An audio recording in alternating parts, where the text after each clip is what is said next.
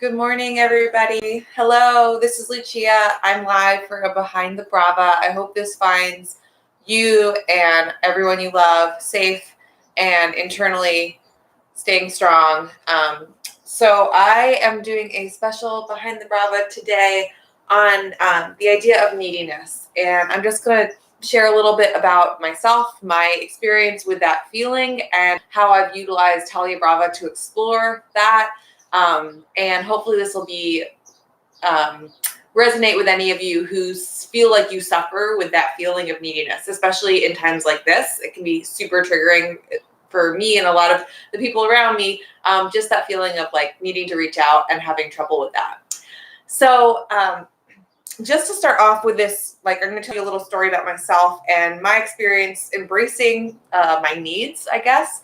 So when I was a kid, I always wanted people to only see like the bright side. So when my parents told me they were getting divorced, I literally laughed because I thought it was so embarrassing to show negative emotions.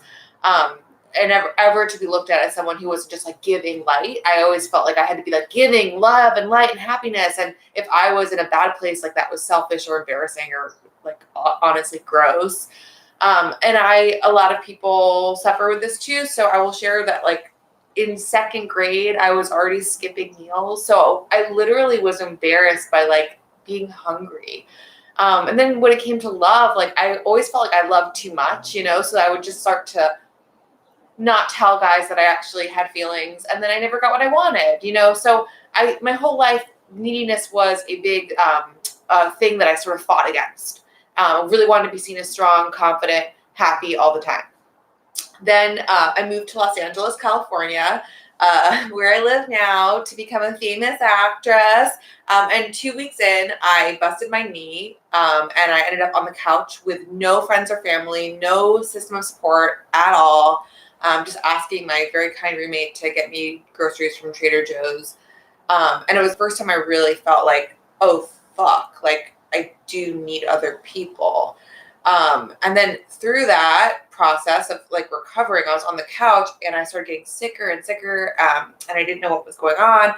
And fast forward, I ended up in my mom's house in New Jersey with like on the edge of like death. Like I couldn't swallow water. I was severely malnourished. I couldn't speak. I could barely walk from my knee injury.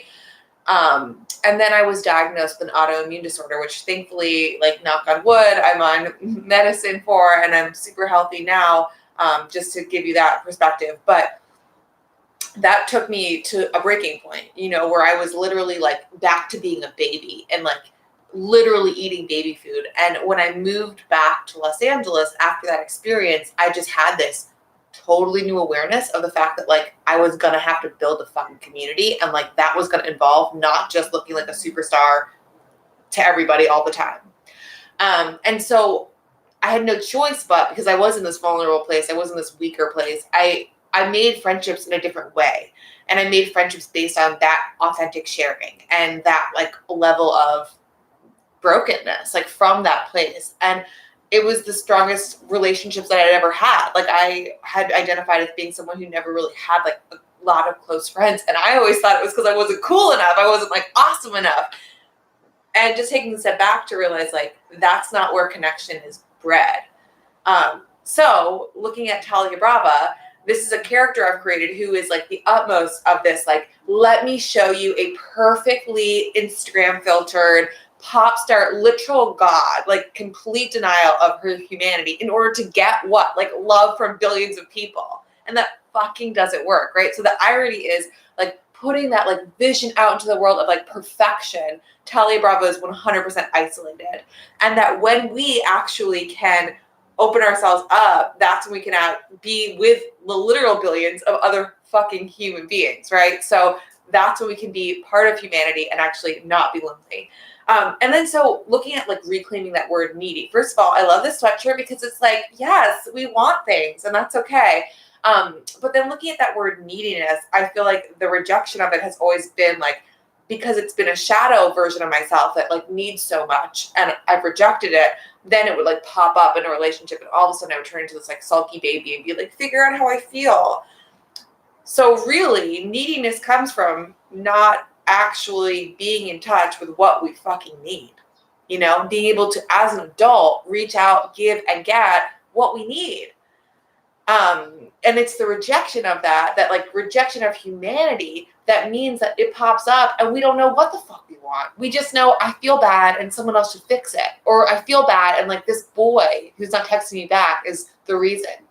So not to be just another chick on Instagram this morning, coronavirus a few days in America, quoting Rumi, but I do have written on my window, I can't ignore it, a Rumi quote. Everything in the universe is inside you. Ask all from yourself. So today I ask you, what is it that you need? Think about that for a moment. And then how can you give it to yourself and give it to other people?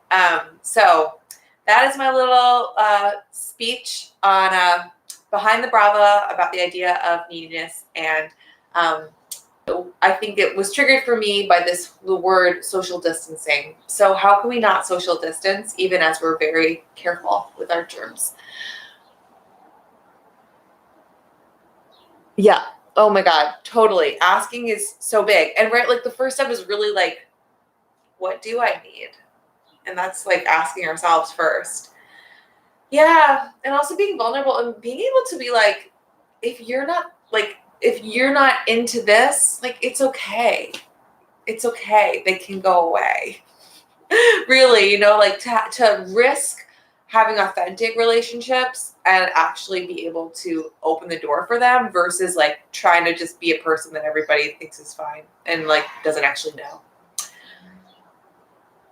Also, like not filtering every picture. Oh my God, how revolutionary. I mean, I'm still gonna filter all my Talia Brava pictures, but okay. That's all, guys. I hope that everyone's staying strong out there. It's very challenging, and you're welcome to feel weak and scared and all those feelings. Okay. Bye, everybody.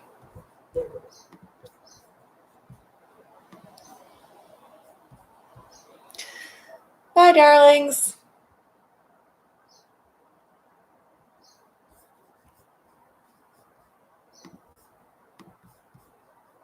Bye, YouTube. See you soon.